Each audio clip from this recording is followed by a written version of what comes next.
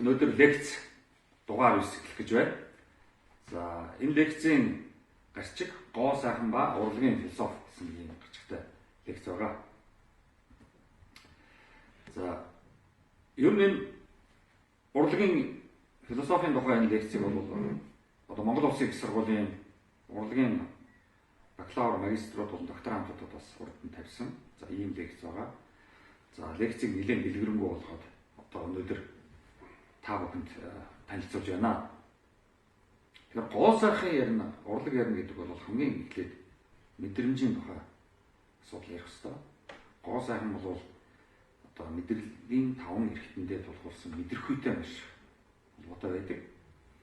За монголчууд ерөнхийдөө нэг юм мэдрэмжийн эсрэг нэг тийм хоосон чанар гэсэн үг хэрэглээд байдаг. Энэ бол их осолтой үг.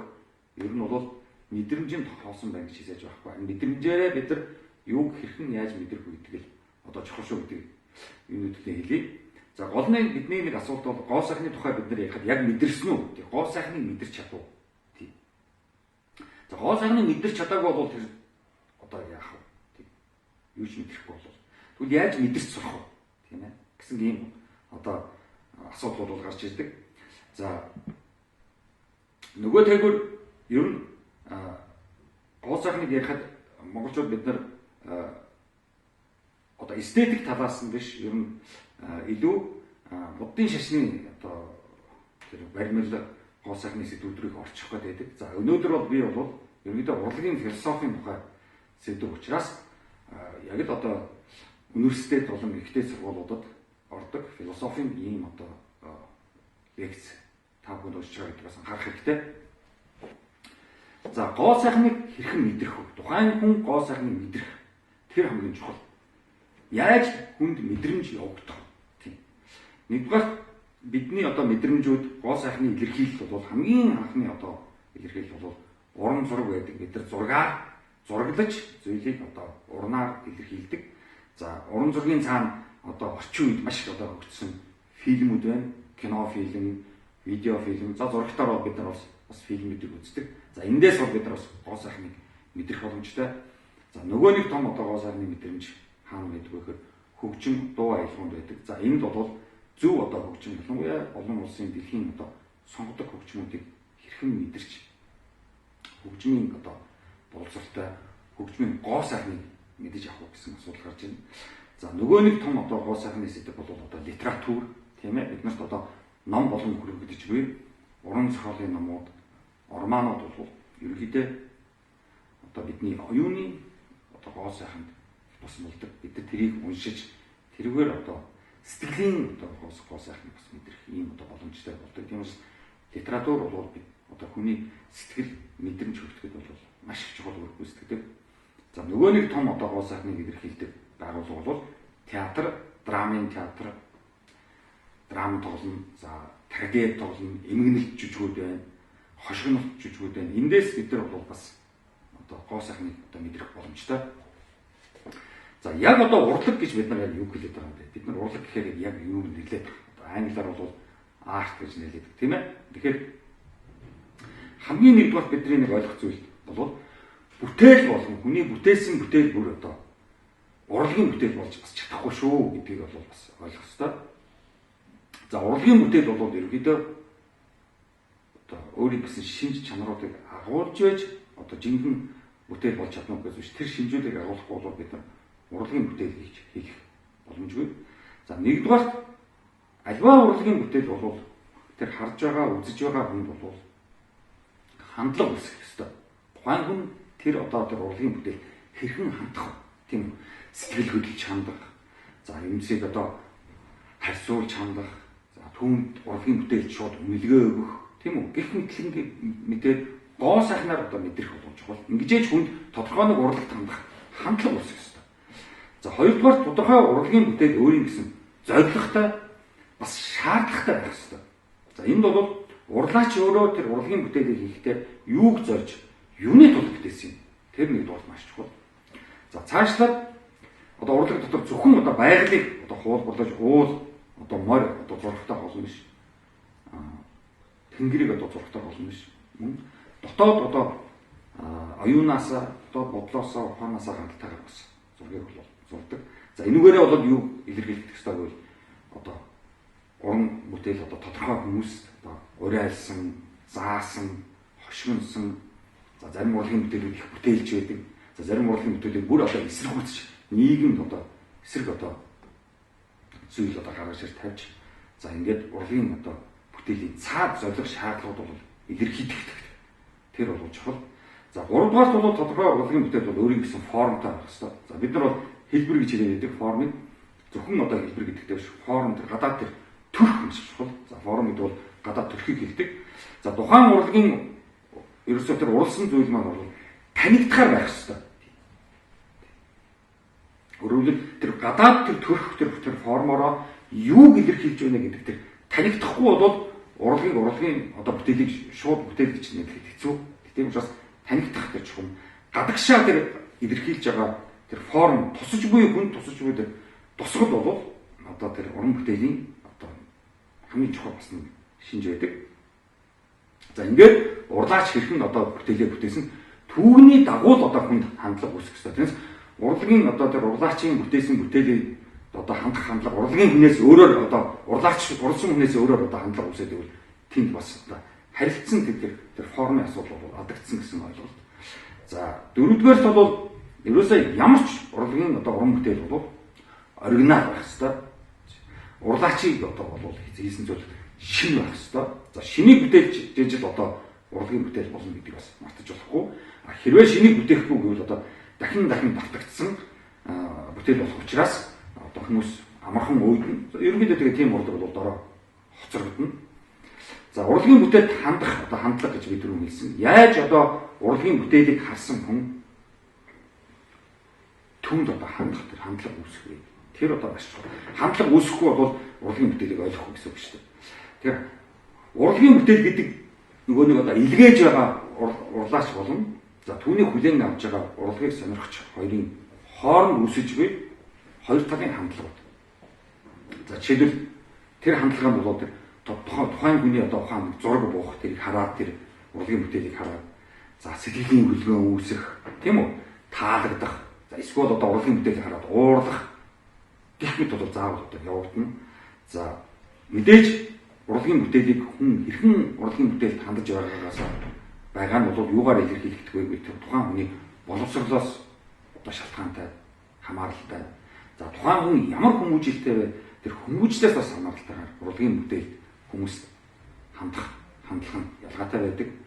За нөгөө нэг одоо урлагийн бүтээлд хандах хандлага бол үнэлгээ өгөх. Энэ урлагийн бүтээл одоо хэрэгтэй бүтээл үү, хэрэггүй бүтээл үү? Сайн бүтээл үү, муу бүтээл үү гэсэн үнэлгээ өгөх. За урлагийн бүтээлийг одоо хандж байгаа зарим хандлагууд бол шууд одоо худалдаж авахыг хүртэл одоо хандлагатай хамаатай шүү дээ, тийм. Зүгээр одоо хараад зогсоод авахтай болно ш. Тэрийг худалдаж авч эзэмших. За ингээд нийгэмд одоо зөв одоо урлагийн тийм ойлголтууд үүсэх. Өстой. За урлагийн бүтээлтэй яаж одоо холбоо үүсэх вэ, тийм ээ? Тэгэхээр за энэ бол маш чухал. Яг гэвэл илгээгч одоо урлагийг бүтээсэн уран бүтээлчийн хандлагатай адилхан хандлага тэр уран бүтээлийг одоо сонирхож байгаа хүнд үүсэх ёстой. За тэр хоёрын хооронд одоо холбоо үүсэх маш чухал. Тэр юугаар үүсгэх гэвэл одоо янз бүрийн айруулал, орман, шүлэг, фото зураг, уран зураг, баримл гэх мэт бүгд бидний одоо урлагийн одоо тэр уран бүтээлчийн бүтээлтэй үүсэж буй холбоо гэдгийг бас мартчихлахгүй. За урлагийн бүтээлийг бид нар хамгийн чухал төрөний хэлснээр ойлгох хэрэгтэй. Зөвхөн одоо хандлага үүсэх биш. Одоо түүнийг ойлгох. За урлагийн бүтээлийг ойлгоно гэдэг бол илгээж буй тэр уран бүтээлч ямар символ тэмдэг одоо илэрхийлж вэ? Түүгээрээ одоо хүлээн авагч зөв таних хэрэгтэй. За шин зүйл эсвэл одоо мэрэгжлийн нэр томьёонуудыг эхлээд ойлгоход мэдээж хэрэгшээлтэй. Гэхдээ тэрэнд одоо урлаг сонирхож хүн одоо суралцах хэрэгтэй. За жишээлбэл одоо төгөлдөр хуур одоо сонгодог хөгжим тоглоход зориулсан түүнийг шууд ойлгох боломжгүй шүү дээ. Ер нь бол сонгодог урлаг гэх бол шууд ойлгох боломжгүй. Эхлээд боловсрол бас хэрэгтэй. За морин хуур бол бидний одоо дассан одоо эртний ийм хөгжим бол тэрийг бол морин хуур сонссон хүмүүс орно ойлгодог. За сонгодог хөгжмийг ойлгоход бол эхлээд боловсрол хэрэгтэй.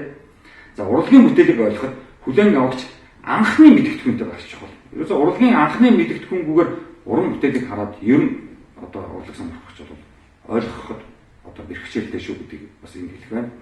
За урлагийн хүн буюу уран бүтээлч хүн гэж одоо бид нар хэнийг хэлээд байгаа. Манайд бол одоо уран бүтээлч гэж хэлэх дуртай шүү дээ. Тийм одоо ийм урлагийн хүмүүсийг одоо бид нар ямар хүмүүсийг л одоо урлагийн хүмүүс гэж нэрлэх вэ? Урлагийн хүн яагаад ямар зорилгоор юунд хүрэх гэж урлаг бүтээж байгаа гэдэг заавал одоо тайлбарж ойлгох хэрэгтэй. За урлаачийн одоо сэтгэл хөдлөлийн шалтгаан юу? Яагаад уран бүтээлч гэж сэтгэл нь хөдлөд байгаа тийм? Яагаад сэтгэлийг нь хөдөлгсөн тэр үйлдэлүүд одоо хийгдэж тэр хүн урлагийн бүтээлээ. За манайд бол онгод орно гэсэн тийм яриа байдаг. Тэгэхээр онгод орно гэж бол байхгүй л дээ. Ерөнхийдөө бол уран бүтээлч хүн бол олон жилийн одоо нүүрэг хөдөлмөр маш их одоо төвчээртэй үйл ажиллагаагаар урлагийн бүтээл бүтээгдэх болохоос биш. Гинт нэг өдөр одоо онгод ороод ч юм уу эсвэл одоо согтуу байж байгаа үед одоо гинт л урлагийн бүтээл ороод ирэх гэж хизээж байхгүй. За олон жил одоо урлагаар ажилласан хүмүүс бол мэдээж зүүдэн дотор нь янз бүрийн урлагийн зураг хөгжмөд одоо бас орж ирдэг гэсэн тийм жишээнүүд олон байдаг. За энэ бол одоо гинтийн зүйл биш. Олон удаа хүн олон зүйлийг давтаад нүрэх одоо удаан одоо үйл ажиллагааны эцэст бол хүнд бас зүүдэн дотор урлагийн янз бүрийн одоо шин идээнүүд бол орж ирдэг. За энийг бол мартчихлахгүй. За дотоод сэтгэлийн шахал гэсэн юм ойлголттой өөрөөр тэр уран бүтээлч хүнээс сэтгэлээс нь юу одоо шахагдаад ямар шаардлага үүсээд энэ уран бүтээлийг бүтээв. За мэдэрсэн тэр мэдрэмжээ хэрхэн дүрслэх гэсэн тэр хүсэл тэр уран бүтээлчд үүссэн бэ гэсэн энэ асуултуудыг бид нар одоо хариулсны дараа за энэ бол уран бүтээлч юм байна гэж одоо нэрлэх боломжтой. За жишээлбэл одоо нэг жишээ авъя та уран бүтээлчийн жишээлбэл одоо Шекспир гэж одоо бидний таних Английн одоо энэ одоо уран бүтээлч хүний бүтээсэн за жүжигийн нэг гол дүрэг Гамлет за одоо жинхэнэ нэрээр бол Хамлет одоо ийм одоо дүр байдаг. За энэ дүрээр юу дүрсэлсэн? Юуг одоо уран бүтээлч дүрслээд за уран бүтээлийг сонирхож байгаа хүмүүст одоо ямар хандлага, ямар ойлголт үүсгэх ёстой. За энийг Гамлет гэсэн энэ дүрээр бол ерөнхийдөө Герман оронд сургууль сурч байгаа. За тэгээд Дайн орн нутагтаа буцаж ирээд зан заншил болон хуучлаг амьдралтай зөрчилдөж буй залуу хүнийг харуулсан ийм одоо жүжиг Шекспирийн Гамлет гэдэг жүжиг бол за ингээд тэр үйл явдлыг одоо илүү өрнөлттэй болгох юм бол Шекспир бол тэр Гамлетийн аав бол дүүдээ алуулсан. За дүү нь Гамлетийн аавыг одоо халаад ээлжтэй суугаад ингээд хаан болчихсон байж идэг. За ийм одоо ялзарсан улс төрийн ийм их одоо ялзарсан төрийн ийм ялзарсан энэ Дайн орондоо залуу хүн Гамлет ирээд бол одоо сэтгэл нь маш их одоо тавгагдаж за тэгээд одоо тэрийг илэрхийлсэн ийм одоо залуу хүний тухай жүжиг. За Гамлет ерөөсөө заавал энэ муу мухагийн эсрэг тэмцэх үү эсвэл болох уу гэсэн асуулт тавьж байгаа шүү дээ. Түүний төлд нөгөө англиар to be or not to be гэсэн үг байгаа шүү дээ. Тэр нь юу гэсэн үг вэ? Ерөөсөө байшин шиг байж байгаа одоо тэмцэе.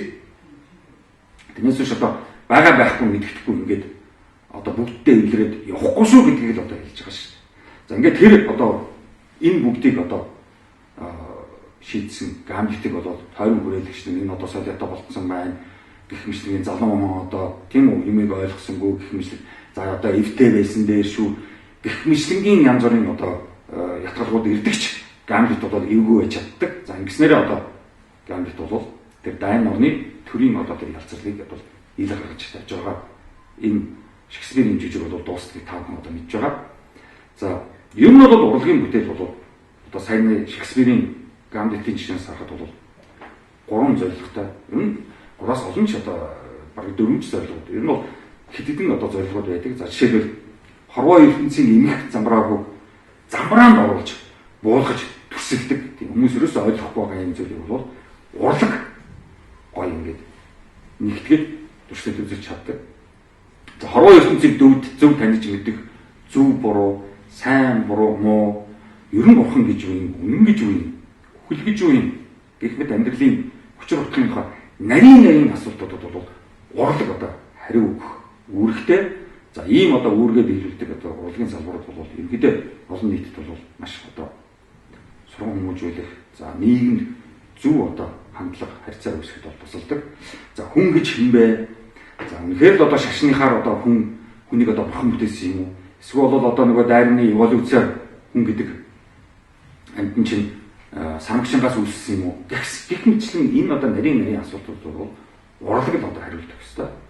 За үнний тухай асуултууд байна. Өөрөөр хэлбэл тэр үнний тухай асуулт яагаад гарч ирдэг вэ гэхээр ерөөсөө урлаг заавал хүмүүст таалагдахтай биш. Хүмүүст таалагдахгүй байж болно. Хүмүүсийг бүр цочоож болно. Эвгүй байдалд оруулж болно.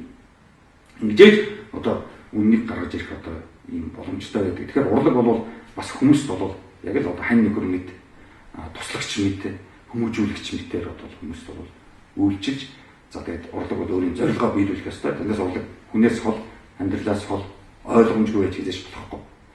За урлагийн одоо талаар бол олон онлоо байдаг. За грекийн философч Платоны одоо урлагийн онол байдаг. Энд бол идэ гэсэн тийм онол байдаг. Идэний тухай одоо бид нар бол идэг бол одоо сэтэл хэм үү сэдэмж гэж орчуулах боломжтой. За ертөнц бүхэлдээ идэ гэж бол Платон хэлсэн. Хүний мэдрэмжийн эрхтнүүд нэгэнд бүрэн гүйцэд мэдэрч чадахгүй тул идэ одоо тийм үү идэг ч гэсэн одоо бүрэн таних боломжгүй. Гэхдээ 19 суулт чигээр идэ. За идэг илүү сайн одоо мэдэж ойлгоход хүний одоо ухамсар хэрэгтэй. Бид нар ухамсаргүйгээр одоо эдийг ойлгох боломжгүй. Тэгэхээр ухамсарлаас суралцах хэрэгтэй. За нөгөө талаар бол нөгөө тэр 20 дугаар зуунд одоо гоо сайхан урлагийн философийн одоо салбарт маш их ном бичиж одоо нэрд гарсан Германы философч байдаг Адорно гэж нэртэй. За Адорно бол урлагийг одоо юу гэж нэрлэсэн бэ гэхээр урлаг бол ерөөсөө нийгмийг шүүмжлэх хэрэгтэй. Нийгмийн шүүмжил урлаг гэж хэлсэн. За хүмүүс хэд одоо ашиг хөөж жинхэнэ хүн төрхөө алдсан юм 20-21 дугаар зууныг бол Адорно шүүмжилж урлагийн одоо номууд эстетикийн номууд бичижсэн. За ерөөсөө өнөөгийн одоо орчин үеийн хүмүүс бол одоо сонирхол мөрөөдөл нь бол нэг л буруу явагдаад байна. Алдаатай байна. Тиймээс одоо урлаг бол энэ бүх хүмүүсийн энэ алдаа дутагдал энэ одоо хоосон одоо хүсэл мөрөөдлийн эсрэг урлаг бол одоо ажиллах ёстой. Тэрний өвдөс одоо эсрэг тэмцэх ёстой гэж одоо Адорно хүртэл хэлжсэн. За урлаг мэдээж тийм учраас бол одоо бидний амьдралд бол маш хэрэгтэй. За яагаад хэрэгтэй вэ гэхээр ерөөсөө хорвоо дээр хүссэн хүсээгүй ингээд ийм л өгөгдөлтөй яасан бид нар төрчихсөн. Тэнийг дуурт. За одоо энэ тайлбар өгөх. За хоёрдугаар нэгэнд хорвоод юу ч мэдэхгүй ямар ч учраа олохгүй явахгүй тул хүн бусадтай холбоотой байж за суралцаж учраа олох шаардлагатай. За үүний тулд урлаг биднэрт туслах ёстой. За хүмүүст хорвоод учраа олоход том бодогчд ном бичиж том одоо урлагийн бүтээлүүдийг бүтээж хорвоо ертөнцийг бол урлан харуулсныг бол бид нар мэдж байгаа. Одоо дэлхийн сонгодог уран зураачдаас хавлаад одоо сонгодог хөгжим литератур романууд бичсэн урлагийн том бүтээлчд бол хүнийг болон нийгмийг бол өөрчилж чадсан. За ер нь хүн бол ном уншиж за хорвоогийн нээдтэй амьдрал дотор учраа олох бол одоо боломжийг бол ном роман уншиж одоо учраа олж чаддаг шүү дээ. Бидний ер нь хэн хүмүүжүүлдэг вэ гэхээр хүн хүмүүжүүлэхээс илүү бидний уншсан ном ойлгосон тэр романууд биднийг хүмүүжүүлж энэ хорвоод зөв замаа олж хөлөө олж явах тусалдаг. За урлаг хүний одоо зогсчихсон тэр сэтгэлийг одоо хөдлөх ёстой гэж хэлдэг. Тийм учраас бол урлаг ойрцсон хүний одоо сэтгэл маш сэргийг сэтгэлийн маш одоо зам хөдөлгөөнтэй болдог. Бид нар бол сэтгэлийн хөдөлгөөнөөс хайдаг. Сэтгэлийн хөдөлгөөн бол маш чухал. Гэхдээ мэдээж сэтгэлийн одоо доод сэтгэлийн хөдөлгөөнөд хөдлөж болохгүй. Урлаг одоо бүхэнд юм уу одоо атаархах хордох. Дээд сэтгэлийн дээд одоо хөдлөлүүд хэрэгтэй. Тэр бол хайрлах, үнэлэх, хүндэтгэх гэсэн ийм одоо сэтгэлийн хөдлөлүүд бид нар маш хэрэгтэй. За урлаг мэдээж Монгол оронтой одоо ямар хамаатай. Монгол орон ер нь урлагтай ямар хамаатай гэсэн ийм одоо асуудал гарч ирдэг.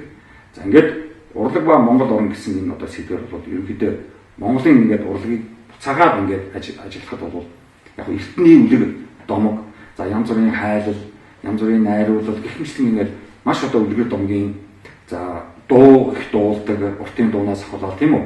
Ийм одоо урлагийн нэг зарим салбарууд бол өгсөн байдаг. За яг монголчууд өөрсдөө Монгол оронд бол бид нар өөрсдөө сонгодог урлагийг бол хөгжүүлж чадаагүй. Сонгодог урлаг бол одоо Оросоор дамжин Европоос бол орж ирсэн гэдгийг бид нар мартаж болохгүй.